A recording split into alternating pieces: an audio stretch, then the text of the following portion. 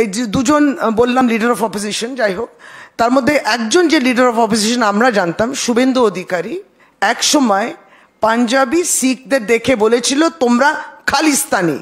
কিন্তু রবনীত সিং বিট্টু, আপনি কিন্তু আপনার ईमानটাকে বিক্রি করলেন। আপনি अपना ईमान आपने बेच दिया। आप तरक्की ढूंढ रहे हैं, इसलिए जिसने खालिस्तानी बोला, शुभेंदु अधिकारी खालिस्तानी বলেছিল শিখদের, অপমান করেছিল, সেটা আপনার কাছে সেই সাহস ছিল না যে তাদের কাছে ক্ষমা চাও। সুকান্ত মজুমদার বলে, ডক্টর সুকান্ত মজুমদার, তিনি তার চপ্পলটা খুলে একজন শিখ পুলিশ কর্তা তার পাগড়ির উপর ছুড়ে দিয়েছিলেন।